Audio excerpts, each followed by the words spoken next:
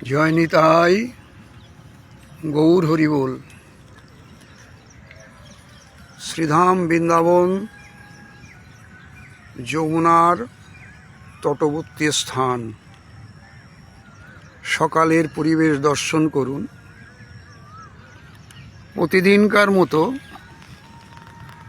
আজকেও আমরা কিছু ভাগবতীয় কথা আলোচনায় ব্রতী হয়েছি।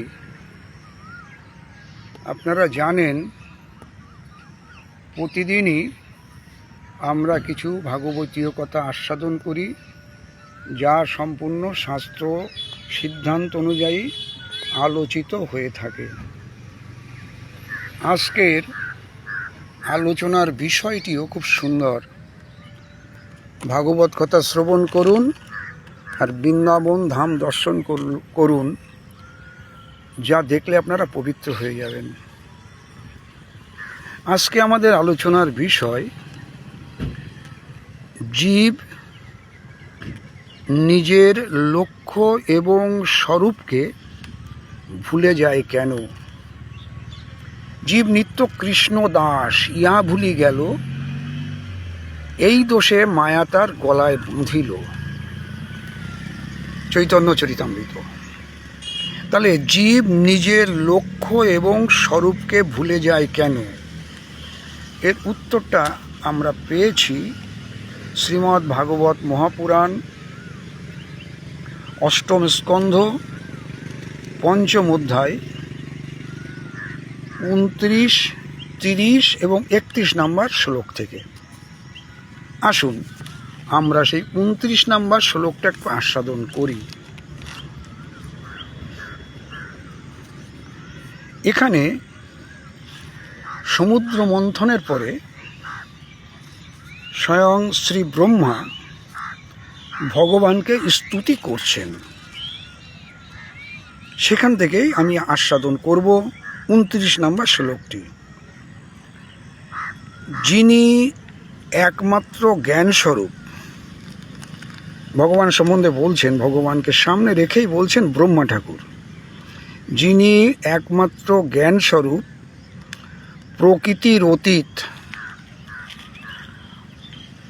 অদৃশ্য এবং জীবের মধ্যে অধিষ্ঠাত্রী রূপে অবস্থান করেন, অথচ অব্যক্ত, এবং দেশ কাল দ্বারা যাকে নিরূপণ করা যায় না।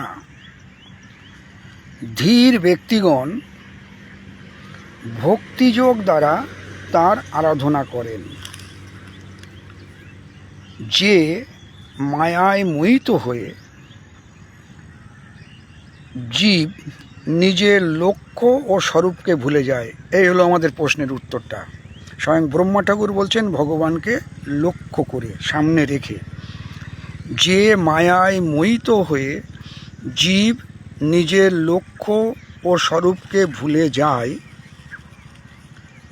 যে মায়াকে কেউ অতিক্রম করতে পারে না, কিন্তু সেই সর্বশক্তিমান ভগবান সেই স্বীয় মায়া তথা তার গুণসমূহকে বশীভূত করে এবং সকলে হৃদয়ে বাস করে সমভাবে বিচরণ করেন। পুরুষার্থ দ্বারা তাকে লাভ করতে পারে না, একমাত্র তার কৃপাতেই তাকে লাভ করা যায়।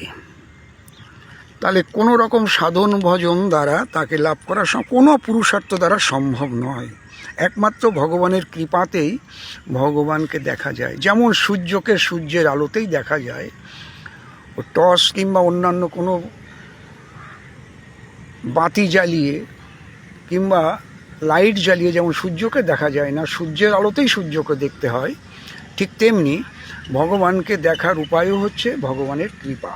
ব্রহ্মা ঠাকুর বলছেন, আমরা তার চরণে প্রণাম করি। যদিও আমরা দেবতারা ও ঋষিগণ তার প্রিয় সত্যময় শরীর থেকেই উৎপন্ন হয়েছি, তবু বাহির ও অন্তরে এক রসরূপে প্রকট তার স্বরূপকে জানতে পারি না।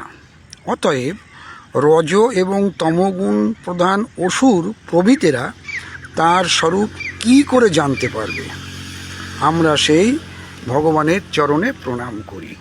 তাহলে আজকে যে আমাদের আলোচনার বিষয়টা ছিল, জীব নিজের লক্ষ্য ও স্বরূপকে ভুলে যায় কিভাবে, তার উত্তরটা আমরা পেলাম শ্রীমদ্ ভাগবত মহাপুরাণ ব্যাসদেবকৃত তার অষ্টম স্কন্ধের পঞ্চম অধ্যায় 29 থেকে 31 নম্বর শ্লোক পর্যন্ত। আশা করি ভিডিওটি আপনাদের ভালো লাগবে। আপনারা ভিডিওটি ভালো লাগলে লাইক কমেন্টস শেয়ার করতে পারেন। আজ এ পর্যন্ত। আপনারা সবাই ভালো থাকুন, আনন্দে থাকুন, সুখে থাকুন। জয় নিতাই, গৌর হরি বল, জয় শ্রী রাধে শ্যাম।